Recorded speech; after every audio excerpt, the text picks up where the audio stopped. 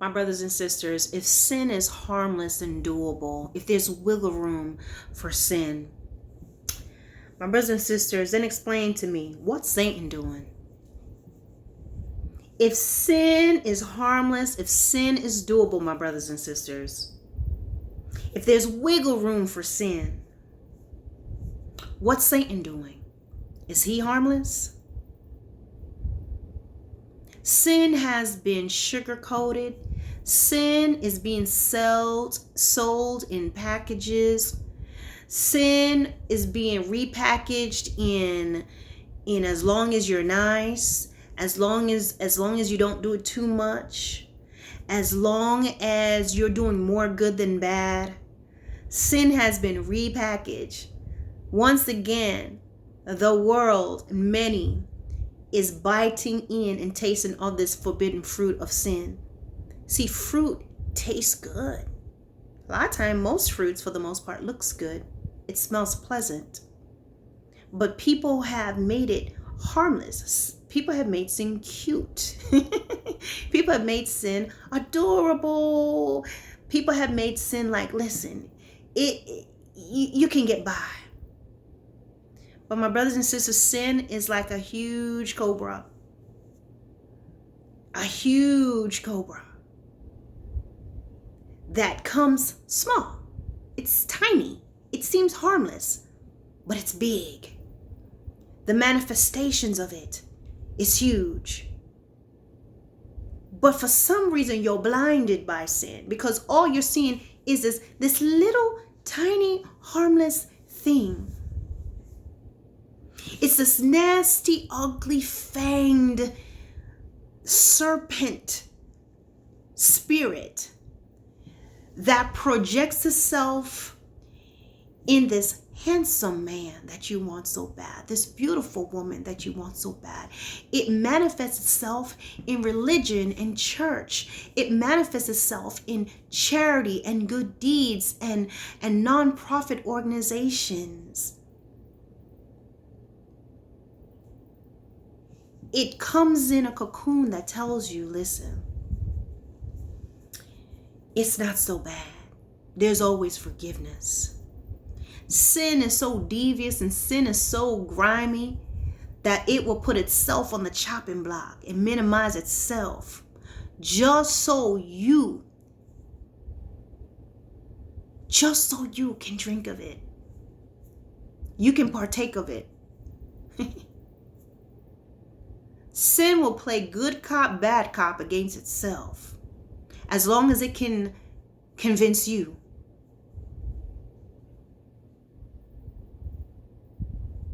If sin is harmless and if sin is doable, what's Satan doing? What's he doing?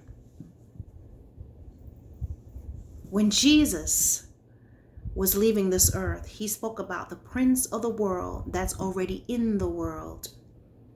It describes his function in this world. Sin is not harmless and sin is nothing to play with. It poisons you every time and it sets you several paces back every time. You stain yourself. Sin comes with grout. You ever seen floors that have grout in it?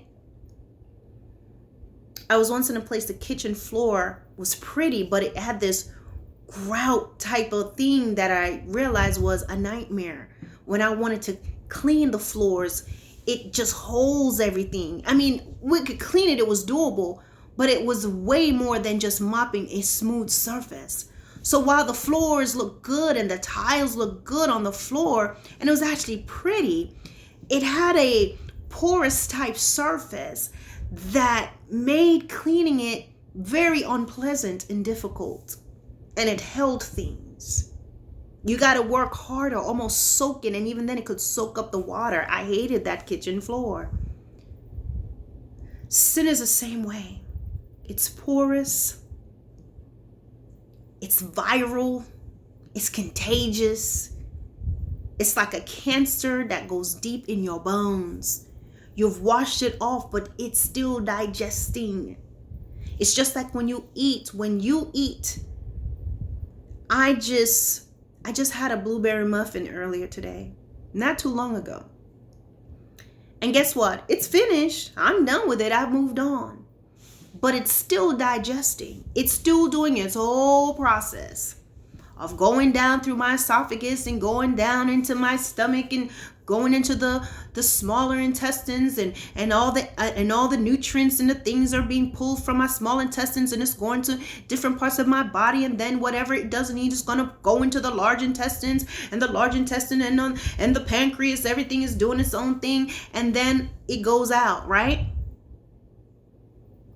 But sin don't go out. After you've sinned, even though you get up and you clean up yourself and you hide it, in your spirit, in your soul, there is this breakdown going on that's going to all different areas. It's capturing your heart. It's dulling your hearing. It's blinding your eyes, and it's justifying what you did. Don't play with sin. Satan is no idiot. And while there are limits on what he can do to you by the power and grace of God, the more you continue to walk in alliance with him, the more you continue to walk in his army, the more you continue to go visit him and his demons in sin, eventually God will turn you over to him. Because guess what? Satan knows the laws and the principles of God, even more so than you. So he knows that given if he can show how many times you keep coming over, despite the word, I bet you he's giving God the word of God concerning you and what should happen. But God tells him to shut his mouth, and he's continuing to give you grace and mercy. But what Satan knows is the laws and the principles of God. And what Satan knows is that God is a just God. And what Satan knows is that the more you come over to darkness, the more that he can convince you that it's doable and it's not so bad. And the more you ignore the voice of God, that you will eventually be handed over to him. I hear God saying, stop what you're doing. Take heed to his voice. Take heed to his voice. Sin is a big deal. Sin should not be an easy thing for you to do. Sin should not be that slippery slope that you're on, but you're going down that slope like, whee! You're enjoying it. Come on, my sisters and brothers, step up. There's souls to be won, and there's a work to do.